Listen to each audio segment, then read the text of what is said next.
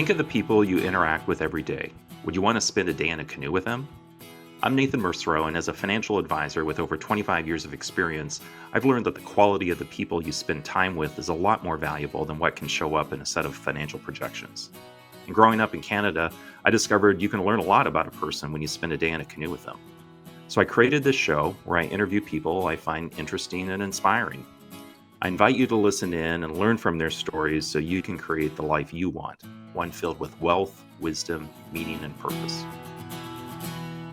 I'm excited today to welcome Marcus Lewis, president of Full View Productions, a video company in Detroit, Michigan. And Marcus and I recently met at a conference and just completely had deep conversation. And I'm delighted that you're on the Day in a Canoe podcast. And Marcus, welcome.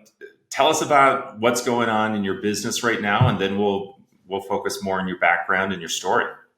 Sure. Well, hey, thanks for having me on. This is really cool, and it's good seeing you as well. As you mentioned, we hit it off, and I'm glad we're able to reconnect so quickly. Business is going great. Clearly, there's still a pandemic, which is very interesting. That makes you think day to day, kind of how things are going. But for us, ever since even just the pandemic kicking off, things have ramped up. We've been at full capacity, hiring folks left and right, and just growing while staying very cautious at the exact same time, and just doing cool stuff. You know, we're visual content creators, and that's what we love to do. We love telling stories visually and bringing everyone's story, no matter what they have, to life, whether that's their story, product, initiative. We just love telling those stories and putting the best possible visual elements to them as well. And when people reach out to you for your services, what are they looking to accomplish? Do they have a problem that they're trying to solve, or are they trying to expand their brand message? Like, what's the main reason that people are calling you up? Sure. There's usually a multitude of reasons why the clientele that we attract reach out to us. A big one or a hot one right now, it's recruitment and trying to attract or retain client as well as customer base. I mean, client customers as well as employee base. And then those who just, know that, hey, content and having a visual presence is very important. And they want to make sure that, their brand is being promoted at the highest level. And they're trying to figure out, hey, how do we do this? How do we tell our story? How do we make sure people know who we are while looking the very, very best and competing visually across all platforms, whether that's broadcast to social media? The visual platform has certainly expanded dramatically, and with more companies working remotely and having the need to communicate, video has become even more important. So let's go back to your beginnings. What's the story of Marcus, and what are some of the highlights as you look back into your life journey? It kind of goes back to when I was about 10. My father and my mother, but my father particularly, they both retired from Ford Motor Company. And my dad decided, hey, he had this itch of, I want to do some level of production, pick up a camera. He's seen a video, as well as the local public access station. He went and took some classes and said, hey, I'm going to start a small production company. And it was, weddings, reunions, small personal type productions. And I just kind of saw it as a child growing up. And when I was 10 years old, I was able to go out to an actual broadcast studio. And once I saw the lights, the cameras, the cool people, the equipment, I was like, wow, this is really, really cool. This is how TV is made. And during that process, along the journey, becoming a teenager, met actually my VP, who really knew his stuff, and really knew the professional and the cinema as well as the broadcast side of it. And I was like, okay, this is something I really, really want to do. I thought I wanted to be a fighter pilot, but the content world kind of got a hold of me. And since then, I just never let it go. Just always been a student of the industry. I don't have any formal schooling in production or content, but just following what's happening, the trends, the techniques, and the different skill levels that others are doing and others are putting out, and what you would just really like to see, in the creative imagination part of it is really what intrigues me. And that's kind of been always my background. I'll stay up to 2, 3, 4 o'clock in the morning just researching, looking up things, figuring out how did they do that, and making sure that I can bring that back to my team as well. And then what led you to be in business? Because moving from a level of interest around, a craft into the entrepreneurial world is it's a big bridge to cross. So what was your story on getting involved on the business side? Sure. I've always, like I mentioned, always been a part of it, since I was a child. So it's kind of being ingrained into my DNA. So I was always rather working with, different people. Coming up, I always knew I wanted to lead a team, so that we can kind of be um, recklessly dope, is what I tell people, where we can kind of do what we want to do and just kind of put our imagination out there. And I was with the organization that it was very limited into the imagination space and the creativity and the distance. And I was like, well, maybe this is the time for me to take that leap and take that jump. But I always wanted to do my own thing. I never was a big rule follower, so I knew I couldn't work in a cubicle all my life. Um, School wasn't my biggest thing either, so I knew that I just had to be able to be free and doing something. But I wanted to win. That was always my mindset, was winning at something I love to do. So when I had the opportunity to kind of take that leap, or more so push to the opportunity, um, with no resources, no money, no equipment, I decided, hey, this is the perfect time to take the leap and do something. And that's what I did. And I took a leap with nothing. And I like to believe I've grown something relatively quick, by surrounding myself with an amazing team of people. Well, I've seen your body of work, and it's quite impressive. And I think you're quite modest in terms of how you present your platform, but it's really impressive to see your work. And as you think about some of the challenges on the entrepreneurial side, what are maybe some lessons that you've learned or have stood out in your entrepreneurial journey? Because it's one thing to have a vision, but then it's a completely different thing to execute on that vision. For sure, for sure. There's a quote I heard. I don't know who coined it, but it was, I got sick of my 9 to 5, so I started my own business. Now I work 24 hours a day. Um, and that was very true for a good minute, especially stepping out on faith and not having a whole lot of resources, and as well as being a black man as well, in small business and business period.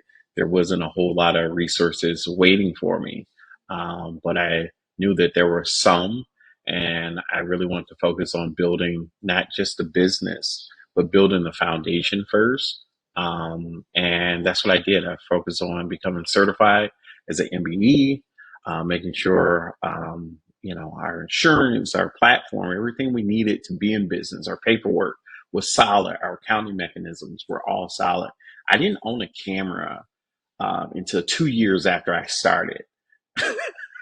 So it was, and having some of those understandings with my old company of the way that financial resources work and what's available out there, and some of those misconceptions as well, because there's definitely some of those, that I had to kind of grow above and beyond.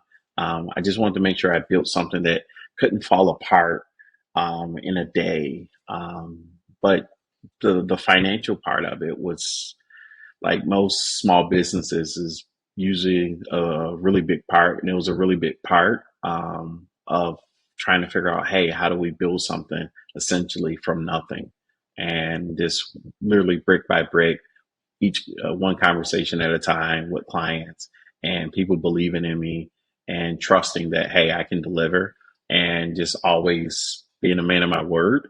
And that probably single-handedly allowed me to start building, is people trusting me because they trust that, hey, when I say I'm going to do something, I do it. Hmm. Now, that's what you just shared are key ingredients for success in life. And many times we focus on trying to achieve an outcome, but it's really our character that drives everything.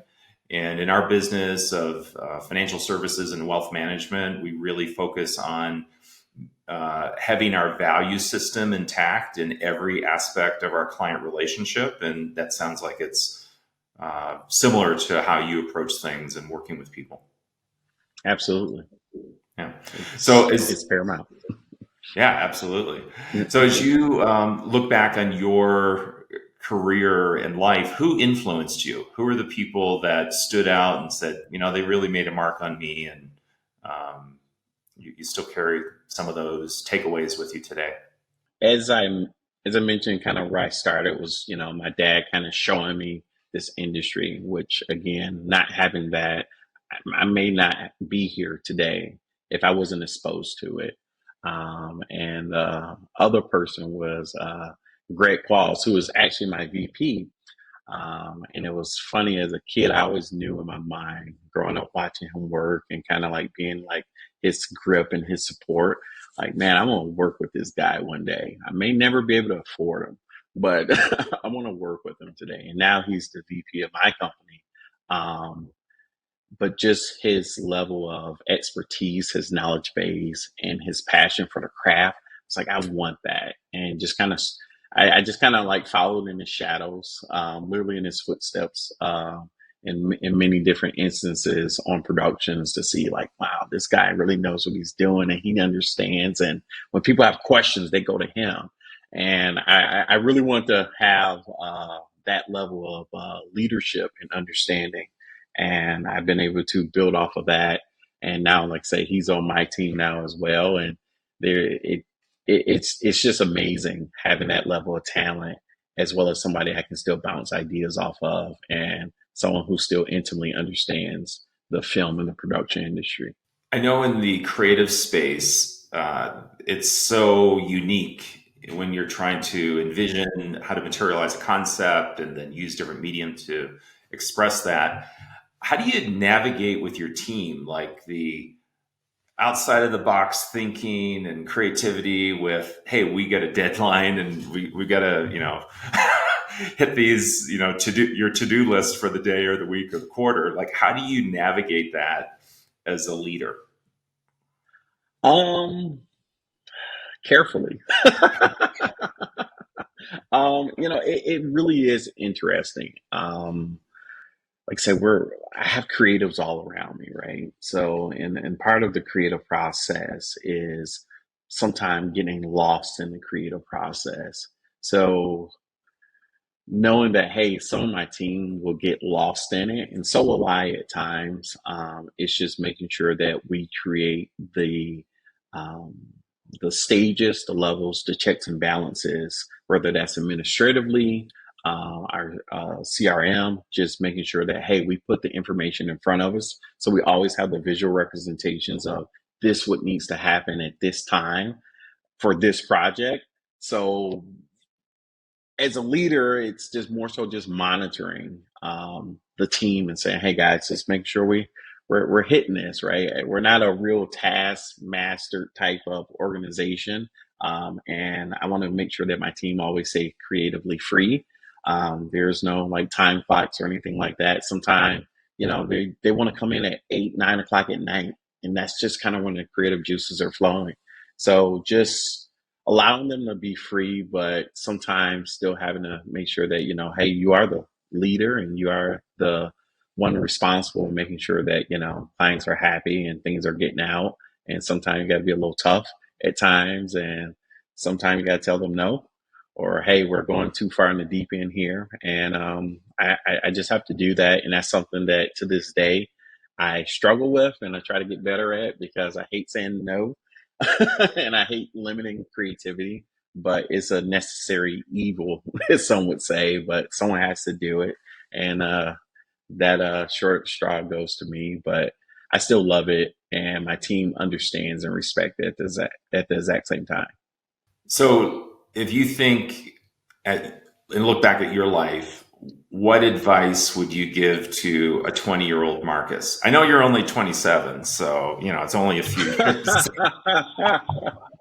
Nope, but almost, but a few years beyond.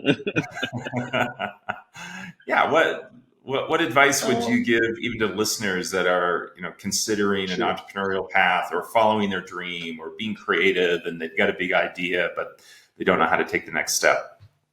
Sure. The very first thing, and this is, of course, business, and this is just life, and it's something that just really I wasn't taught, and really it exposed itself at every juncture of life, and that's credit, which I'm sure you understand probably best than anyone. Money does make the It's world that go round. it does, and not having that information and that knowledge base and that upbringing of certain financial aspects of your personal life always has to be intact. It's paramount in everything that you do, and even more important if you're thinking about going into being a entrepreneur. It's just so important. Like I say, obviously I've learned it, and I've it's cost me a lot of money as well, and making sure I get myself on the right track. Um, of course, just keeping your word is probably just as important. You can get a lot, and you need people to trust you and trust your word, and it means something. It means something to a lot of people, and those who have the ability to influence what you're doing need to know that they can trust you, even if it's hey, you want to keep your word, and sometimes you may fall short, right? But having that communication and never let communication go where they're saying, hey, what happened? Or where are you, right? But making sure you're always staying in front of it, even if something fails, you're like, hey, you're going to hear it from me first, and I'm going to be the one that bring it to you, whether it's good, bad, or ugly. I'm going to be the one to communicate and say, this is where we're at. And you'll learn a lot of people will just stick with you and at least respect you at minimum, to say, hey, at least this person stood up and took responsibility from it. Um, and one of the biggest things for me is just kind of knowing to walk away from an unhealthy situation. That's something that I struggled with, even with my last, kind of like my last job. I knew a couple years before I left that it was time to go, and I wish I would have acted sooner. And the universe, your God, whoever it may be that kind of fills your spiritual soul, lets you know kind of, hey, when it's time to move, and just making sure you listen. That's profound, Marcus. I think listeners can take that and apply it to their own lives. And I think there's a lot of cues in the world that sometimes we ignore around either warning signs or opportunities. And I think raising our awareness and consciousness to what's happening and being accountable, being an owner, being a leader, being an owner of the situation. I love your communication advice. So I want to thank you for spending time today in the Day in a Canoe. And it's been Indeed. just such a pleasure getting to know you, and want to wish you and your team all the best in the days ahead. Absolutely. Well, hey, it's my absolute pleasure. Thanks for inviting me out. The water's still pretty warm out here. So looking forward to the next one. Thanks a lot, Nathan. Thank you for listening and tuning in to Day in a Canoe. We're thrilled to have you as part of our community. If you enjoyed this episode, please leave a review and share it with your friends and loved ones. You can subscribe to our YouTube channel or follow us on social media platforms by searching Day in a Canoe. We'll see you next time.